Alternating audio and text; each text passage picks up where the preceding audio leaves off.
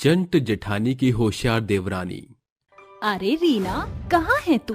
अभी तक चाय नहीं मिली। अरे जल्दी से चाय बना ले। चाय बिना मुझे बिस्तर से निकलने का मन ही नहीं होता। रीना, रीना, कहाँ हो तुम? अरे मेरी घड़ी नहीं मिल रही है, मेरी शर्ट पर प्रेस नहीं है। सुबह से कर क्या रही हो तुम?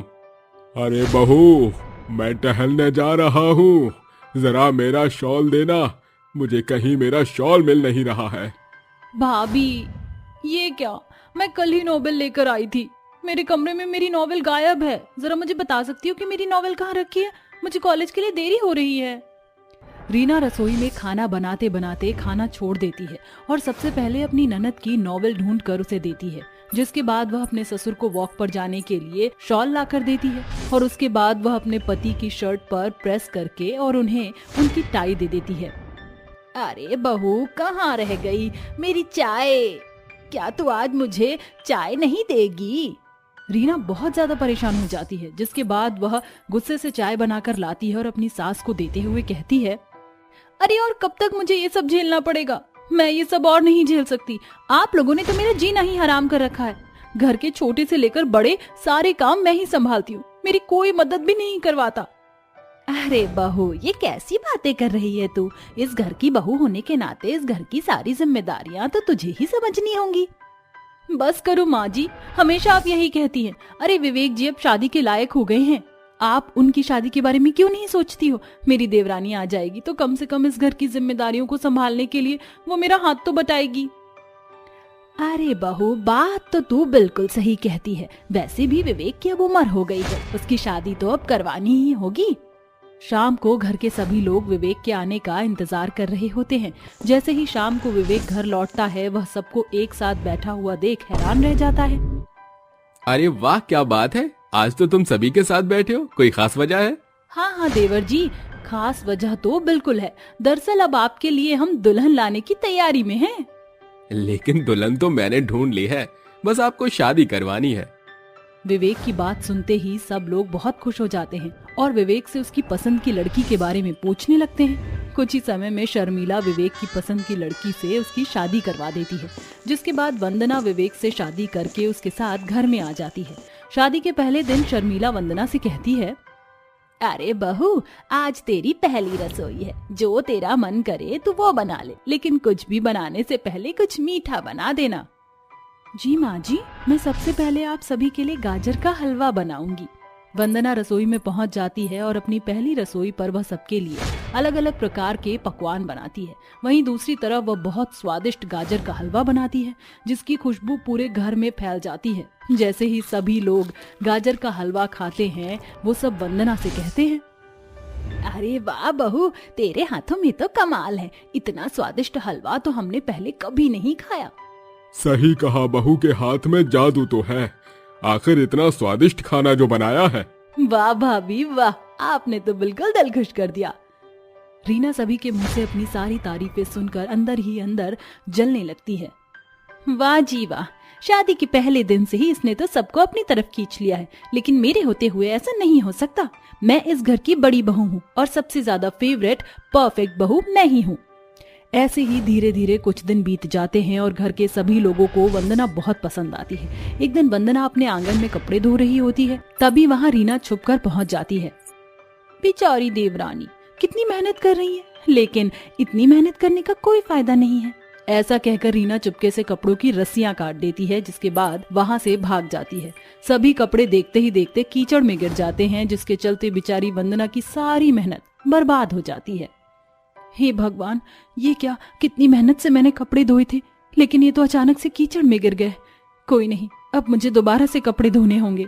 बेचारी वंदना रस्सी बांधकर दोबारा से कपड़े धोती है और सुखा देती है। ऐसे ही शाम ढले दोनों देवरानी जेठानी रसोई में खाना बनाने लगती हैं। दीदी, आज इतने सारे कपड़े धोकर तो मेरी कमर टूट गई है। आपको पता है, अचानक से रस्सियां टूट गई, जिसके चलते मेरी सारी मेहनत खराब हो गई। ओहो, ये तो बहुत ज्यादा बुरा हुआ। एक काम करो, खाना बनवाने के बाद तुम जाकर आराम कर लेना, मैं सबको खाना परोस दूंगी। ऐसा कहकर रीना सिलबट्टे पर मसाला पीसने लगती है। वहीं दूसरी तरफ वंदना सारा खाना बनाकर अपने कमरे में आराम करने के लिए चली जाती है। उसके जाते ही रीना खूब सारा नमक और मिर्च खाने में मिक्स कर देती है और घर के सभी सदस्यों को परोस देती है। कोई मुझे पानी दे दो, कोई मुझे पानी दो, बहुत तेज मिर्ची लगी है, कोई मुझे पानी दो। हे भगवान, ये क्या, इतना तीखा खाना। ओहो। हाय मेरी जुबान ही जल उठी। पिताजी, आप खाना मत खाना, खाने में बहुत ज्यादा तीखा है। आखिर इतना तीखा खाना किसने बनाया है? ओहो। ये तो तुम अपनी पत्नी से पूछो देवर जी, आखिर क्यों तुम्हारी पत्नी ने इतना तीखा खाना बनाया? क्या वह हम सभी को मारना चाहती है? ये सब सुनकर विवेक को बहुत गुस्सा आता है, जिसके बाद विवेक गुस्से से वंदना के पास जाता है और उसे डांटना शुरू कर देता है। ये कैसी बदतमीजी है वंदना? मैं तुम्हें इस घर में इसलिए नहीं लेकर आया कि तुम मेरे परिवार को इतना तीखा खाना खिलाकर मार दो। अगर आइंदा दोबारा ऐसी गलती की तो मुझसे बुरा कोई नहीं होगा। ऐसा कहकर विवेक वहाँ से चला जाता है। आखिर ये सब क्या हो रहा है?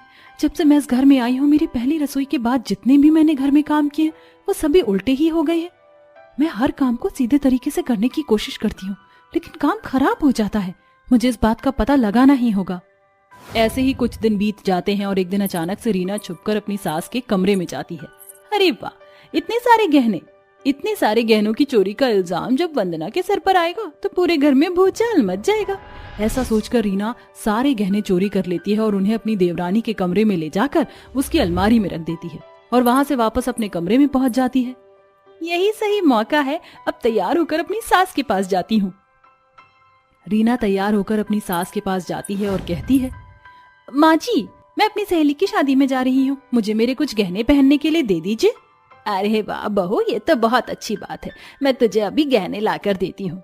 ऐसा कहकर शर्मिला अपने कमरे में जाती है और अपनी अलमारी खोलकर गहने निकालने लगती है, लेकिन अपनी खाली अलमारी देखकर शर्मिला जोर जोर से चीखने लगती है। ये सब क्या है? मेरी अलमारी के सारे गहने कहाँ चोरी हो गए? अरे कैलाश, विक्रम, कहाँ हो तुम दोनों? हाजी सुनते हो, जरा यहाँ आओ। शर्मिला के चिल्लाने पर सभी लोग इकट्ठे होकर शर्मिला के पास पहुंच जाते हैं, जिसके बाद शर्मिला सभी को चोरी होने के बारे में बताती है। मौके पर चौका मारने के लिए रीना कहती है, अरे माँ जी, मैंने तो आपके कमरे में से किसी को भी आते जाते नहीं देखा। हाँ, लेकिन वंदना आपके कमरे के पास से गुजर रही थी। देख वंदना बहू, चोरी करनी अच्छी बात नहीं होती। जितने भी गहने हैं मुझे वापस लौटा दे। माँ जी, आपने बिल्कुल सही कहा, सारे गहने मेरे पास हैं, आपको चिंता करने की कोई जरूरत नहीं है। लेकिन गहने देखने से पहले मैं आपको कुछ दिखाना चाहती हूँ। वंदना अपनी जेठानी की वीडियो घर के सभी सदस्यों को दिखाती है, जिसके बाद रीना का पर्दा फाश हो जाता है और घर के सभी सदस्य उससे सवाल करने लगते हैं। हाँ, ये सब मेरी ही गलती है, लेकिन मैं क्या करती? आप लोग अचानक से इस 2 दिन की आई हुई लड़की की तारीफों के पुल बांधने लगे। मुझे अंदर ही अंदर बहुत जलन होती थी, इसलिए मैंने ये सब किया, लेकिन मुझे अपनी गलती का पछतावा है। हो सके तो मुझे माफ कर देना वंदना। रीना को अपनी गलती का एहसास होता है, जिसके चलते घर के सभी लोग उसे उसकी गलतियों के लिए माफ कर देते हैं। उस दिन के बाद से रीना अपनी देवरानी वंदना के साथ खुशी खुशी रहने लगती है। अनाथ बहनों की जादुई लहंगों की नदी। बहुत मेहनत करके राम प्रकाश अपनी दोनों बेटियां तारा और सितारा के लिए लहंगा बनाता है। दरअसल वो पेशे से एक दर्जी था। सभी लोगों को उसके बनाए हुए लहंगे बहुत ज्यादा पसंद आते थे, इसलिए उसने अपनी बेटियों के लिए भी बहुत मेहनत करके हीरे मोती लगाकर लहंगा सिला। 2 दिन में ही बेटियों की शादी थी। तभी वो कहता है, अरे तारा बिटिया, सितारा बिटिया, अरे जल्दी आओ, देखो मैंने तुम्हारे लिए कितना सुंदर लहंगा बनाया है। अरे वाह पिताजी, लहंगा तो सच में ही बहुत खूबसूरत है। पिताजी, ये लहंगा सिर्फ एक लहंगा नहीं बल्कि आपका प्यार और आशीर्वाद है, जो हमारे पास सदैव रहेगा। अपने पिताजी की तारीफ कर ली हो तो ये गहनों पर भी नजर मार लो, तुम्हारी पसंद के ही मंगाए हैं। अरे माँ, इतना सब करने की क्या जरूरत थी? आप जैसा करती हमें सब पसंद आता। आपकी पसंद ही हमारी आखिरी पसंद है। हाँ माँ, सितारा बिल्कुल ठीक बोली। आप दोनों को छोड़कर जाने का बिल्कुल मन नहीं करता। मेरी राजकुमारियों, एक न एक दिन तो तुम्हें अपने राजकुमार के पास जाना ही होगा, और जब मन करे हमारे पास आ जाया करना। हाँ, परेशान मत हो। जी पिताजी, वैसे गहने भी बहुत सुंदर बनवाए हैं आपने। घर में दोनों बहनों के हल्दी का फंक्शन हो रहा था। वहीं अंजना पूजा करके दीपक साइड में रखती है कि एक बच्चे का पांव उसमें लग जाता है। देखते ही देखते पूरा घर आग की चपेट में आ जाता है। घर में आए लोग इधर उधर भागने लगते हैं। सबको सुरक्षित बाहर निकाला जाता है। दोनों बहनें भी बाहर आ जाती हैं। वो जैसे ही अंदर जाती हैं तो अंजना कहती है, बेटा अंदर मत आना, तुम दोनों की शादी है, तुम बाहर रहो, हम तुम्हारे लहंगे और गहने लेकर आते हैं। नहीं माँ, हमें भी आने दो, हम यहाँ कैसे रह सकते हैं, पिताजी भी अंदर हैं। तुम दोनों यहीं रहो, तुम्हें हमारी कसम, मैं तुम्हारे पिताजी को लेकर आती हूँ। तभी आग में झुलसा हुआ पिता अपने बच्चों के कीमती लहंगे को गले से लगाकर बाहर की ओर लाकर कहता है, अरे बच्चे, जल्दी से इस लहंगे को पकड़ो, ये हमारा प्यार और आशीर्वाद है, शायद अब हम बच न सके। पिताजी ऐसा मत कहिए, बाहर आ जाइए, माँ को भी ले आइए, ये लहंगा जरूरी नहीं है, आप हमारे लिए जरूरी हो। नहीं बेटा, ये लहंगा बहुत जरूरी है, आग की लपटें बढ़ती जा रही हैं, दूर हो जाओ यहाँ से। दोनों बच्चियां अपने माता पिता को बचाने के लिए जाती हैं। इतने में पूरा घर आग से ढह जाता है, जिसमें उसके माता पिता दबकर मर जाते हैं। उसी क्षण दोनों बहनें अनाथ हो जाती हैं। आसपास के लोग उन पर बहुत दया दृष्टि दिखाते हैं। साथ ही शादी होते होते टूट जाती है। अब दोनों बहनों के पास न रहने का ठिकाना था, न शादी के गहने बचे थे, सिवाय उनके पिता के दिए हुए कीमती लहंगे के। रोते हुए दोनों बहनें अपने पिता के दिए लहंगे को गले से लगाए एक नदी की ओर जाकर बैठ जाती हैं। सितारा, पलक झपकते हमारी दुनिया उजड़ गई, माता पिता हमें छोड़कर चले गए, हम अनाथ हो गए। अब हमारे पास रहने के लिए कुछ भी नहीं है, ना खाने के लिए। बसा बसाया शादी का रिश्ता भी टूट गया, पैसे जेवर सब चले गए। क्या हो गया? क्यों भगवान, क्यों आपने हमारे साथ ऐसा क्यों किया? आप हमारा सब कुछ ले लेते, लेकिन हमारे माता पिता को क्यों बुला लिया अपने पास? तूने सुना ना पिताजी क्या कहकर गए थे? अब ये लहंगा ही हमारा सब कुछ है, उनका प्यार और आशीर्वाद। हाँ सितारा, पर हम अब क्या करेंगे? सब कुछ तो खो दिया हमने। भले ही हमने सब कुछ खो दिया, पर हमारे माता पिता का प्यार अभी भी हमारे साथ है।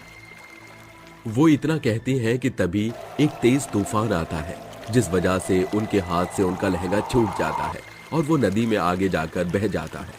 दोनों बहनें उस लहंगे को जाते हुए देख इस कदर रोती हैं कि उनकी आंसू सीधा नदी में जा गिरते हैं। अरे ये क्या, कोई बचाओ लहंगे को, वो बहकर आगे चला गया। क्यों क्यों क्यों हमारे साथ ऐसा क्यों होता है? एक वही तो लहंगा था, वो भी आपने छीन लिया। हमें भी मार डालिए ना भगवान जी, आप सब कुछ छीन जाने पर आपने हमारे पिता का प्यार भी हमसे छीन लिया। अब हमें जीने का कोई अधिकार नहीं है, हमें मर जाना चाहिए। दोनों बहनें जैसे ही नदी में कूदने के लिए अपना पैर आगे बढ़ाती हैं, तो नदी में तेज प्रकाश होता है और एक बहाव में ढेर सारे लहंगे लाइन से आने लगते हैं। ये देखकर दोनों बहनें आश्चर्यचकित हो जाती हैं और कहती हैं, ये क्या, नदी में इतने सारे लहंगे कतार से क्यों आ रहे हैं? क्योंकि अब ये तुम्हारे कीमती आंसुओं से जादुई लहंगों की नदी बन गई है। भले ही प्रकृति ने तुम्हारे पिताजी और उनके बनाए लहंगे को तुमसे छीन लिया, लेकिन मैं तुम्हें इतने सारे जादुई लहंगे दूंगी जिससे तुम दोनों बहनें अपनी सुगम जिंदगी बिता सकती हो, उनसे कुछ भी मांग सकती हो, उन्हें बेचकर पैसे कमा सकती हो, दूसरों की मदद भी कर सकती हो, अपने नए घर में भी रह सकती हो। क्या सच में हम ये जादुई नदी से लहंगे ले सकते हैं? हाँ, कभी भी कितने भी लहंगे आकर ले सकती हो, इन पर सिर्फ तुम दोनों का हक है। शुक्रिया नदी परी। तभी दोनों नदी के बहाव में से उतने लहंगे ले लेती हैं जितने वो अपने हाथ में ला सकती हैं। फिर एक जादुई लहंगे से कहती हैं, हे जादुई लहंगे, अगर तुम सच में जादुई हो तो हमें रहने के लिए घर प्रदान करो। सितारा के शब्द सुनते ही जादुई लहंगा उन्हें एक बड़ा सा घर प्रकट करता है, जिसे देखकर दोनों बहनें फूले नहीं समाती। तभी रसोई में खाना पकाकर वो अपना पेट भरती हैं और कहती हैं, बहन, अब वक्त आ गया है कि हम इन लहंगों को कल से बेचना शुरू करें। जब तक हम अपने पैरों पर ठीक से खड़े नहीं हो जाते, तब तक शादी नहीं करेंगे। हाँ बहन। अगले दिन से अनाथ बहनें बाजार में खूबसूरत लहंगे बेचना शुरू कर देती हैं। सस्ते लहंगे देखकर बहुत लोग उनसे खरीदने आते हैं। अरे आप क्या बात कर रही हैं? सच में ये लहंगा 5,000 रुपए का है? इतना सुंदर। हाँ बिल्कुल, ये 5,000 रुपए का है। अगर आप 2 लहंगे खरीदेंगे तो आपको एक लहंगा फ्री मिलेगा। ऐसा है तो मुझे भी 3 लहंगे दे दीजिए। इसके हीरे, मोती और जरी मुझे सब बहुत अच्छे लग रहे हैं। मेरा दूल्हा मुझे देखकर पागल ही हो जाएगा। हाँ जी बिल्कुल, लीजिए आपके लहंगे। ये कहकर दोनों अनाथ बहनों से सभी लहंगे खरीदने आते हैं। देखते ही देखते उनके सारे लहंगे बिक जाते हैं, जिसके बाद वो दोबारा जादुई नदी से लहंगे लेकर आती हैं और फिर से बेचने लगती हैं। ऐसा वो 2-3 महीने तक करती हैं। आए हुए पैसों से वो गरीब बच्चों को खाना खिला देती थी, बूढ़े वृद्ध लोगों की सेवा करती थी और विकलांग बच्चों की चिकित्सा कराती थी। टुन्नू बेटा, चिंता मत करो, देखना तुम अपने पैरों पर एक दिन जरूर खड़े होगे। अरे टुन्नू, देखो मैं तुम्हारे लिए टी-शर्ट लाया हूँ, बिल्कुल वैसे ही जैसी तुमने मंगाई थी। शुक्रिया दीदी, शुक्रिया भैया, आप दोनों बिल्कुल एक जैसे हो। तभी दोनों की आंखें चार होती हैं। कुछ ही वक्त में राजीव और तारा एक दूसरे से शादी करने का फैसला करते हैं। वहीं राजीव का भाई निकेतन भी सितारा को पसंद कर लेता है। दोनों बहनें अभी भी जादुई नदी से लहंगे लाकर उन्हें बेचा करती थी, लोगों की मदद करती थी और जो पैसे आते थे उनसे दोनों बहनों ने विकलांग बच्चों का इलाज कराकर उन्हें भी बिल्कुल ठीक कर दिया था। इतना सब होने के बाद दोनों बहनें जादुई नदी का जादुई लहंगा पहनकर उनके पास आकर कहती हैं, हे जादुई नदी, तुमने हमारी बहुत सहायता की है। आज तुम्हारे कारण हमारा वर्तमान भविष्य अच्छा हो गया, उसके लिए दिल से शुक्रिया अदा। जादुई नदी, यदि हम तुम्हारे पास फिर कभी आए तो इसी तरह तुम हमारी मदद करोगी ना? तभी नदी परी आकर कहती है, तुम दोनों बहनें निश्चिंत रहो, ये राज सिर्फ तुम तक है और तुम कभी भी आ सकती हो। मैं हमेशा जादुई लहंगे देकर तुम्हारी मदद करूंगी। दोनों बहनें फिर से शुक्रिया अदा करके वहां से चली जाती हैं और अपने जीवन साथी के साथ शादी करके अपने जीवन के नए सफर की शुरुआत करती हैं। तो दोस्तों, इस कहानी से हमें ये सीख मिलती है कि हमें कभी भी कमजोर नहीं पड़ना चाहिए, हमेशा परिस्थिति का सामना करना चाहिए। देवरानी जेठानी का झगड़ा। जेठानी जी, कहाँ है मेरी कॉफी? आंखें हो तो देख लो, वहीं रखी है कॉफी, गर्म करो और गटक लो। मैं सभी के लिए नाश्ता बना रही हूँ। बिल्कुल भी नहीं, कॉफी तो मुझे आप ही गर्म करके देंगी, जैसे मैं देती हूँ। और अगर आज आपने चंटगिरी दिखाई तो क्या करोगी? मैं तुम्हारी खोखली धमकियों से डरती नहीं दीपिका, समझी? शोरगुल सुनकर भवानी देवी रसोई में आकर बोलती है, अरे क्या हो गया कमबख्तो, ये कैसा शोर शराबा मचा रखा है? सुबह सुबह जब देखो दोनों देवरानी जेठानी कुत्तों बिल्ली की तरह झगड़ती रहती हो। देवरानी जेठानी के बीच खट्टी मीठी नोकझोंक होना तो लाजमी है, मगर हमारी ये देवरानी जेठानी जरा हट कर है। जहाँ देवरानी तेज तीखी मिर्ची है, वहीं जेठानी लाल मिर्च है। दोनों को किसी से किसी भी सूरत में अपनी हार बर्दाश्त नहीं है। उनके लड़ने झगड़ने के किस्से न सिर्फ ससुराल के चार दीवारी बल्कि मोहल्ले के घर घर की तरोताजा खबर बने बैठा है। देखिए ना सासू माँ, एक तो देवरानी जी 10 बजे सोकर उठी हैं, किचन में आते ही एक कॉफी के लिए दाना पानी लेकर चढ़ी बैठी है मुझ पर। मगर अगर मगर को मार गोली, दीपिका बहू आइंदा अपनी जेठानी पर धौंस जमाया ना तो तेरी शामत ले आऊंगी। सास की डांट सुनकर देवरानी आंखें तड़ेरते हुए जेठानी को जली भुनी आंखों से देखती हुई बोलती है, मुझसे पंगा मोलकर तुमने अपने पैरों पर कुल्हाड़ी मारने वाला काम किया है। बस देखती जाओ तुम्हारी ये देवरानी इसका बदला कैसे वसूलती है। इसी के साथ देवरानी के दिमाग में जेठानी को मजा चखाने के लिए खुराफाती खिचड़ी पकने लगती है। फिर उसी शाम, दीपिका, तुमने जसिका को देखा क्या? जी नहीं जेठ जी, कोई काम था क्या? हाँ, वो ये फाइल देनी थी ना, मैं जरा बाहर जा रहा हूँ। लाइए जेठ जी, मैं दे दूंगी। आनंद वहाँ से चला जाता है और देवरानी फुसफुसाती हुई कहती है, अब ये फाइल्स ही बनेगी झगड़े की जड़, क्योंकि ये जाएगी कचरे की पेटी में। बड़ा चहेती बनती जा रही है ना मेरी जेठानी। देवरानी अपनी चंड चालाकी से अपनी जेठानी को ससुराल वालों की नजर में नीचा दिखाने के लिए फाइल्स डस्टबिन में डाल देती है। अगली सुबह, जसिका, जरा जल्दी से यहाँ आना। हाँ आनंद, कहो। दीपिका ने कल रात तुम्हें एक फाइल दी होगी, चलो जल्दी से वो दे देना। तुम्हारा दिमाग तो ठीक है आनंद, दीपिका ने मुझे कोई फाइल्स नहीं दी थी। दीपिका, दीपिका। जी जेठ जी, आपने बुलाया? तुमने जसिका को फाइल्स नहीं दी थी? हाय जेठानी जी, क्यों मुझ बेचारी देवरानी पर झूठ मूठ की तोहमत लगा रही हो? मैंने फाइल्स आपके इन्हीं दोनों हाथों में दे दिया था। अरे भेजे में भूसा भर लिया है क्या? झूठ क्यों बोल रही हो? देवरानी अपनी बात को सच साबित करने के लिए जोर जोर से चिल्लाने लगती है। हाय हाय, अरे ये दिन देखने से पहले भगवान मुझ भोली भाली देवरानी को उठा क्यों नहीं लेता? जेठ जी, मैं जेठानी के लंबे काले बालों की कसम खाकर कहती हूँ, मैंने फाइल इन्हें दी थी। दूर हट डायर, वरना मैं तेरी जुबान काट दूंगी। अरे क्यों मछली बाजार बनाकर रखा है घर को? तुम दोनों फिर हिरोशिमा नागासाकी के जैसे आमने सामने आ गई। माँ देखो, न जाने जसिका ने मेरी जरूरी फाइल्स कहाँ ट्रांसफर कर दी है, मिल ही नहीं रही है। जेठ जी, भगवान झूठ न बुलवाए, लेकिन आजकल जेठानी जी चीजों को इधर उधर रखकर भूल जाती है। साथ मिलकर खोजते हैं, मिल जाएगा। ससुराल के सभी सदस्य साथ मिलकर फाइल की खोजबीन में जुट जाते हैं। तभी दीपिका बोलती है, माँ जी, जेठ जी, जरा यहाँ नजारा तो देखिए। जेठानी जी ने कागजात को कितनी सेफ जगह रखा है, कचरे के डस्टबिन में। देवरानी की तानेबाजी सुनकर जली भुनी जेठानी अपनी देवरानी का गला पकड़कर उस पर झपटते हुए कहती है, झूठी मक्कार कही की, बहुत शौक है ना तुझे सफेद झूठ बोलने का। मैंने तेरी जुबान नहीं काटी ना, तो मैं भी तेरी जेठानी नहीं। माँ जी, ऋषि बचाओ मुझे, वरना मेरी जलोकड़ी जेठानी कहीं मेरी जान ही ना ले ले। अरे बड़ी बहू मार ही डालेगी क्या उस बेचारी को? छोड़ दे उसे। वही तो माँ जी, ससुराल की जिम्मेदारी संभालने में बातें भूलने लग गई है जेठानी जी, जैसे देश चला रही हो। थोड़ी ही देर बाद दोनों देवरानी जेठानी का झगड़ा सुलझ जाता है, जिसके बाद सभी अपने काम में लग जाते हैं।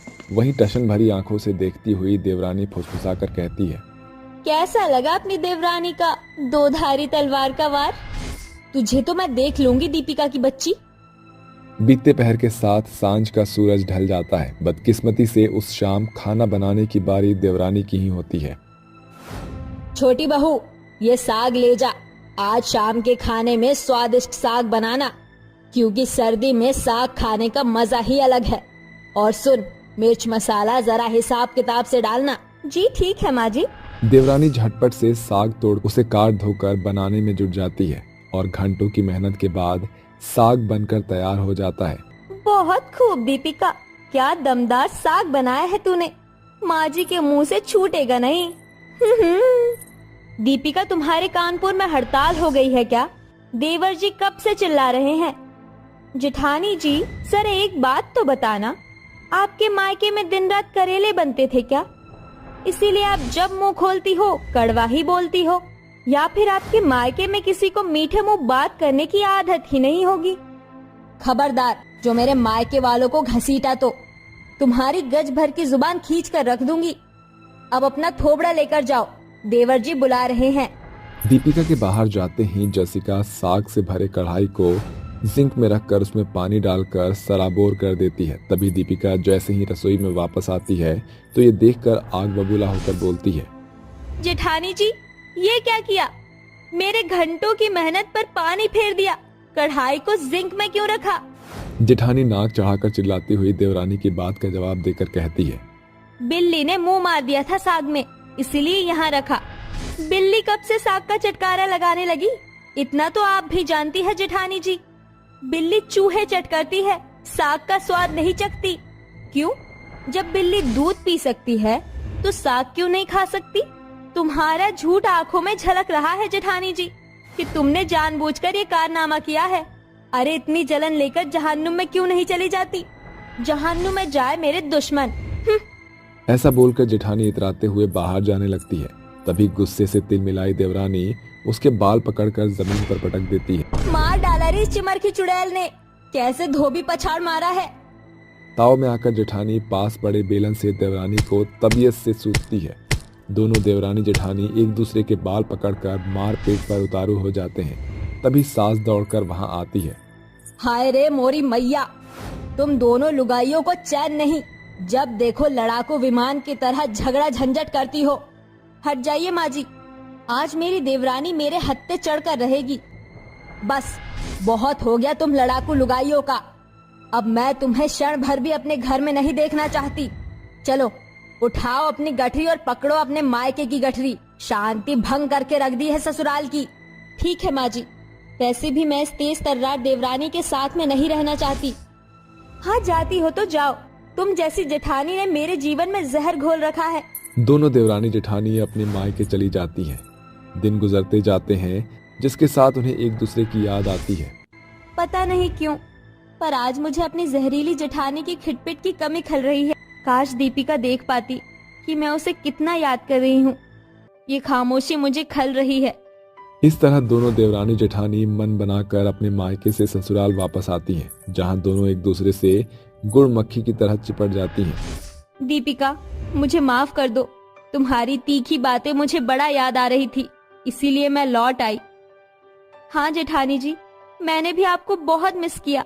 अब मुझे आपकी आदत पड़ गई है।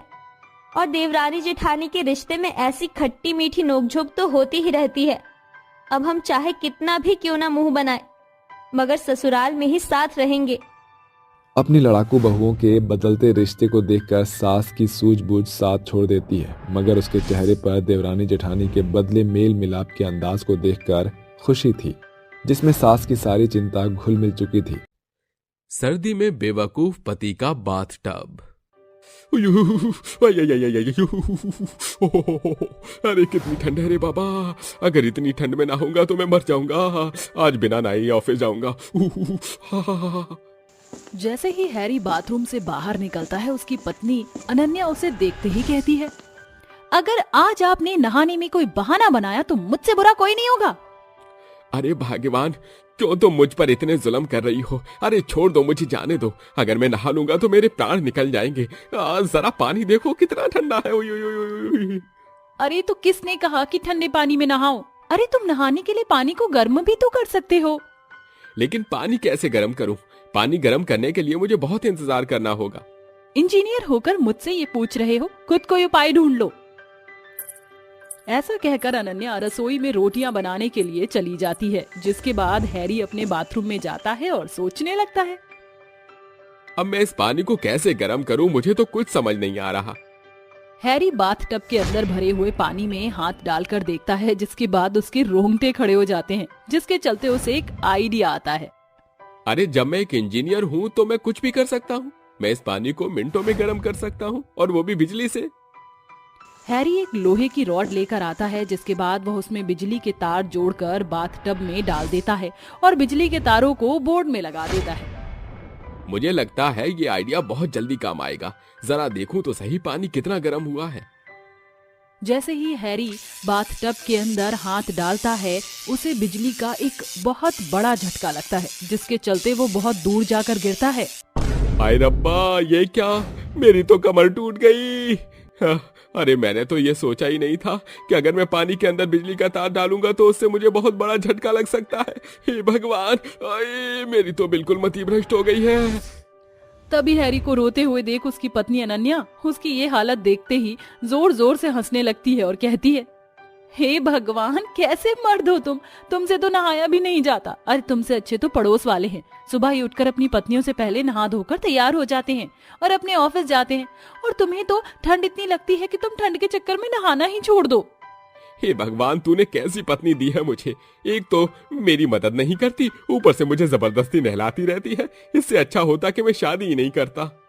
अनन्या उसकी बात सुन लेती है और वह गुस्से से कहती है, क्या कहा तुमने मेरे बारे में? अरे भगवान, मुझे माफ कर दो। मैं तुम्हारे पैर पड़ता हूँ, मैं तुम्हारे आगे हाथ जोड़ता हूँ। अरे तुम जो कहोगी मैं कर दूंगा, लेकिन मुझे नहाने के लिए तो मत बोलो। हैरी को ऐसे गिड़गिड़ाते हुए देख अनन्या उससे कुछ नहीं कहती, जिसके बाद हैरी बिना नहाए ही ऑफिस चला जाता है। ऑफिस जाने के बाद उसके अंदर से पसीने की बदबू आती है, जिसके चलते उसके सभी दोस्त कहते हैं, क्या बात है भाई, आज नहाए धोए नहीं हो क्या? हाँ, लेकिन तुम्हें कैसे पता? अरे वो तो तुम्हारे इस ब्रांडेड परफ्यूम की वजह से समझ आ रहा है। इतनी तेज महक रहा है कि क्या बताऊं। क्या कहा? परफ्यूम?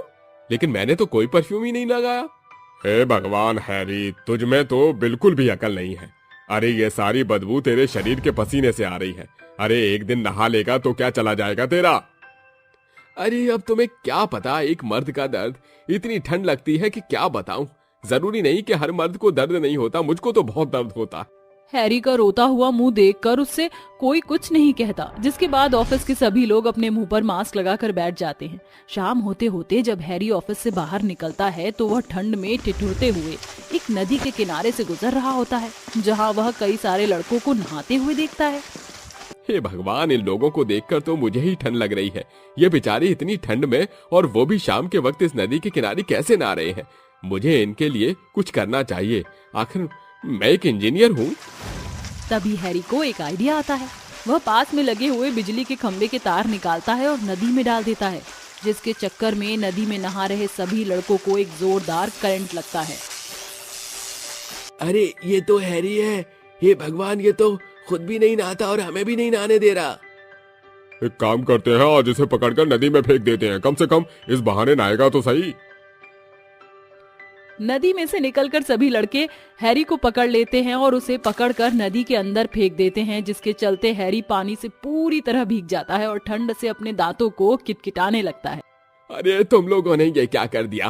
तुम लोगों को थोड़ी भी शर्म नहीं आई? अरे कितनी ठंड हो रही है, अब मैं ऐसे घर पर कैसे जाऊंगा? एक तो मैं तुम्हारा भला सोच रहा था और तुमने मुझे ही पानी में धो दिया। अरे तुम हमारा भला कर रहे थे या तुम हमें जान से मार रहे थे? अगर तुम ऐसे बिजली के नंगे तार पानी में डालोगे तो हम जान से भी जा सकते हैं। एक तो इतनी ठंड है, ऊपर से हम लोग नदी में नहा रहे थे, ऊपर से तुमने हमें 440 वोल्ट का झटका दे दिया। देखो अभी भी हमारे शरीर के रोंगटे खड़े हैं। हैरी वहां से थिरथिराते हुए निकल जाता है, जिसके बाद वह अपने घर पहुंचता है। उसकी ये दुर्दशा देखकर अनन्या हैरान रह जाती है और उससे कहती है, अरे ये क्या, ये तुमने अपनी हालत क्या बना रखी है? वैसे तो तुम्हें नहाना बिल्कुल भी पसंद नहीं है और तुम बाहर से इतनी ठंड में भीगते भीगते आ रहे हो। हैरी अनन्या की किसी भी बातों का जवाब नहीं देता और वह चुपचाप अपने कमरे में जाकर बिस्तर में दुबक जाता है। हे भगवान, मैं तुम्हारा क्या करूं? तुमने तो सारे बिस्तर भिगो दिए। अब चुपचाप यहाँ से उठो और जाकर बाथरूम में नहा लो। अगर अब तुमने मेरी बात नहीं मानी तो मैं अरे तो मैं से आगे तो बढ़ो। तो मैं ठंडे ठंडे पानी की बाल्टी लाकर तुम्हारे ऊपर उड़ेल दूंगी। अरे भगवान, तुमने मेरी अनोखी जान खा रखी है। मेरे सिर पर तांडव करना बंद करो, मैं जा रहा हूँ नहाने। हैरी अनन्या से ऐसा कहने के बाद बाथरूम में घुस जाता है और पूरे 1 घंटे तक ठंडे ठंडे पानी को दूर से खड़ा हुआ देखने लगता है। मुझे अपने आप को हौसला देना पड़ेगा। अगर मैं अपने आप को हौसला नहीं दूंगा तो फिर मैं नहा भी नहीं पाऊंगा। इसलिए मुझे कोई अच्छा सा गाना गाना चाहिए। हाँ, अरे ठंडे ठंडे पानी से नहाना चाहिए, ठंडे ठंडे पानी से नहाना चाहिए, गाना आए या ना आए गाना चाहिए। हे भगवान, हौसला तो मिल नहीं रहा, ऊपर से इस गाने से और ठंड बढ़ रही है। अनन्या बाथरूम के बाहर खड़ी होकर बाथरूम का दरवाजा खटखटा कर बोलती है, अरे अब गाना ही गाते रहोगे या फिर नहाओगे भी? पता नहीं कैसा पति दिया है भगवान ने जिसे नहाने से इतना डर लगता है। अनन्या बाहर बड़बड़ाते हुए ऐसा बोल ही रही होती है कि तभी हैरी बाथरूम का दरवाजा खोलता है और अनन्या से कहता है, आज चाहे कुछ भी हो जाए मैं नहा कर ही रहूंगा। मेरे पास एक बहुत अच्छा आइडिया है। हैरी बाहर से कुछ लकड़ी और कोयले ले आता है, जिसके बाद वह उन सभी लकड़ी और कोयले को बाथ टब के नीचे लगा देता है और लकड़ियों को जला देता है, जिसके चलते धीरे धीरे बाथ टब का पानी गर्म होने लगता है। आखिरकार अब मैं अच्छे से नहा सकता हूँ। उस दिन हैरी बाथ टब के अंदर घुसकर अच्छे से नहाता है, जिसके बाद अब उसे जब भी नहाना होता है तो वह अपने बाथ टब के नीचे ही लकड़ियां और कोयले जलाकर पानी को गर्म कर लेता है और फिर नहाता। गरीब बाप की 3 बेटियों के जादुई लहंगे। एक गांव में सरवन नाम का आदमी रहता था। उसकी 3 बेटियां थीं, जिसमें से एक अपाहिज, दूसरी अंधी और तीसरी काली थी, जिसके चलते सरवन को उनके लिए कोई रिश्ता भी नहीं मिल रहा था। सरवन शाम के वक्त मजदूरी करके वापस अपने घर लौटता है। उसके आने के बाद उसकी 3 बेटियां उससे कहती हैं, पिताजी आप आ गए, चलिए आप हाथ मुंह धो लीजिए, हमने खाना बना लिया है, सभी मिलकर एक साथ खाना खाएंगे। शिल्पा की बात मानकर सरवन हाथ मुंह धो लेता है, जिसके बाद वो अपनी बेटियों के साथ बैठकर खाना खाता है। पिताजी, घर में जो भी बचा कुचा था वो हम तीनों बहनों ने मिलकर बना लिया, लेकिन अब घर में राशन खत्म हो गया है। हाँ पिताजी, और मकान मालिक भी किराया लेने के लिए आया था। वो हमें धमकी देकर गया है कि अगर हमने समय पर उसे पैसे नहीं दिए तो वो हमें घर से निकाल देगा। ये सब सुनकर सरवन थोड़ा परेशान हो जाता है। अरे चिंता मत करो मेरी बेटियों, कल मैं किसी तरह घर में राशन डलवा दूंगा। वो ऐसा अपनी बेटियों को कह तो देता है, लेकिन अंदर ही अंदर बहुत ज्यादा परेशान होता है। रात को जब सभी सो जाते हैं तो सरवन अपने मन ही मन सोचता है, मेरी तीनों बेटियां बड़ी हो गई हैं, अब मुझे उनकी शादी भी करनी होगी।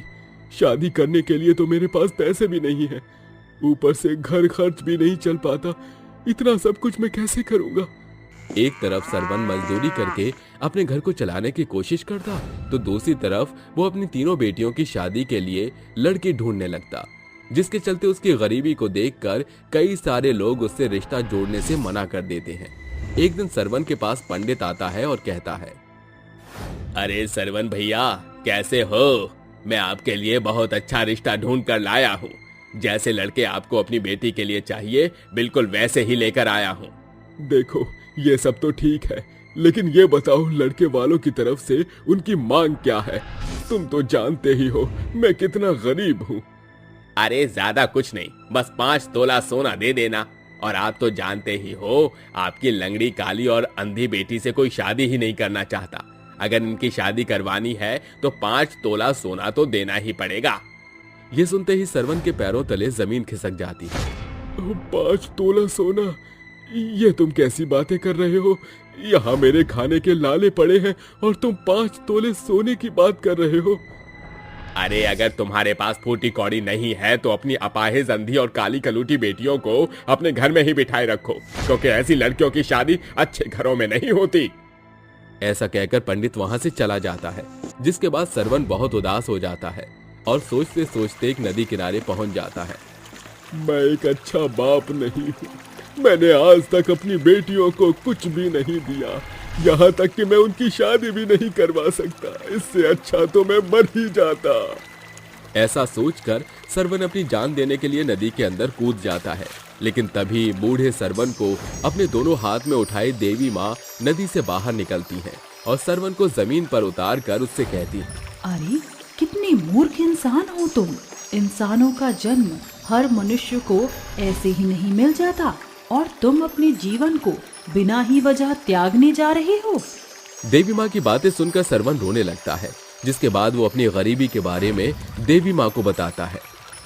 तुम्हें चिंता करने की कोई जरूरत नहीं है, मैं तुम्हारी मदद करूंगी। तभी देवी माँ अपनी जादुई शक्तियों के द्वारा 3 जादुई लहंगे प्रकट करती हैं।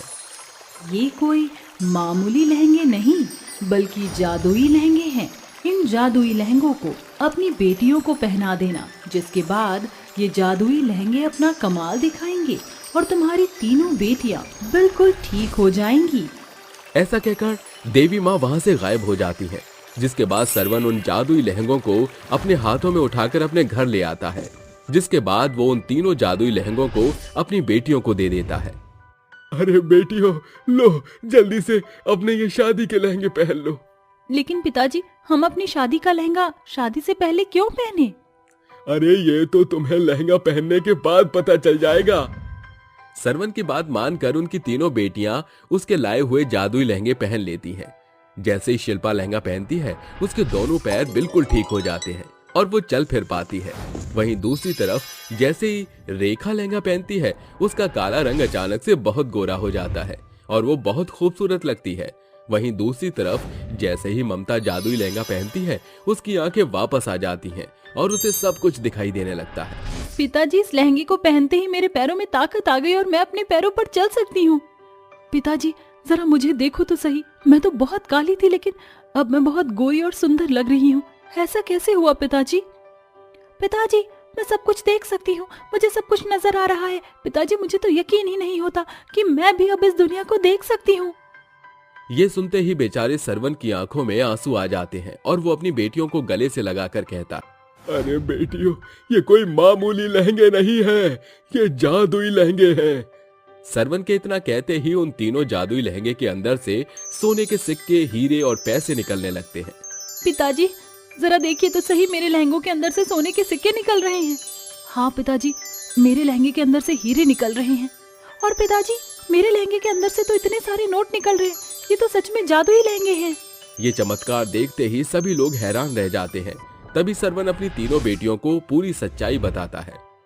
लेकिन देवी माँ ने मुझे मरने से बचा लिया और मुझे जादुई लहंगे दिए।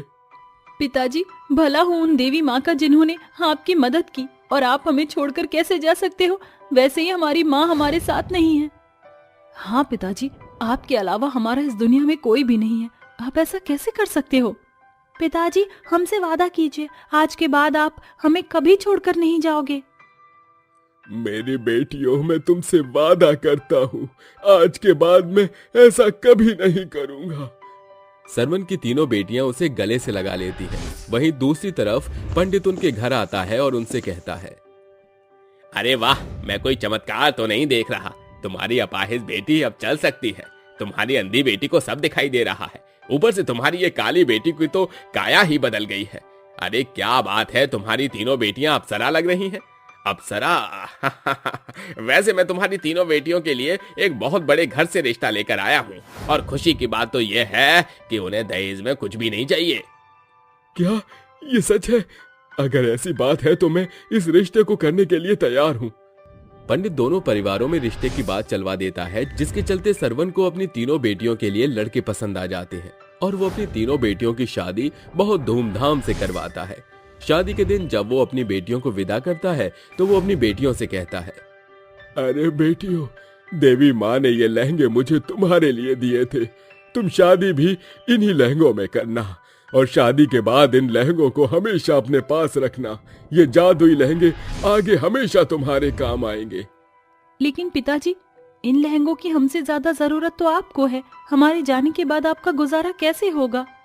अरे नहीं बेटियों, ये तुम्हारे लिए ही है। अब जो भी करना है मैं सब कुछ अपने बलबूते पर ही करूंगा। ये लहंगे तुम अपने पास हमेशा रखना। कभी भी तुम्हें जरूरत पड़े तो इनका इस्तेमाल करना बेटा। ऐसा कहकर सरवन अपनी तीनों बेटियों को विदा कर देता है, जिसके बाद उसकी तीनों बेटियां शादी करके अपने ससुराल में खुशी खुशी रहने लगती हैं।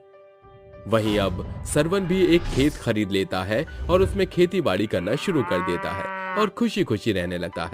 गरीब भिखारन की जादुई झोपड़ी। रात का समय होता है। बहुत जोर से बारिश हो रही होती है।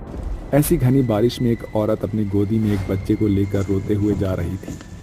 हे भगवान, ये सब तू मुझे कैसे दिन दिखा रहा है? आखिर ये सब मेरे साथ ही क्यों होना? इससे अच्छा तो तू मुझे जीते जी ही मार देता। कम से कम ये दिन तो ना देखने पड़ते। बेचारी सोनाक्षी अपने बच्चे को लेकर एक बड़े से पेड़ के नीचे जाकर बैठ जाती है और वो बहुत बुरी तरह भीग चुकी थी। उसका बच्चा दूध के लिए रोने लगता है।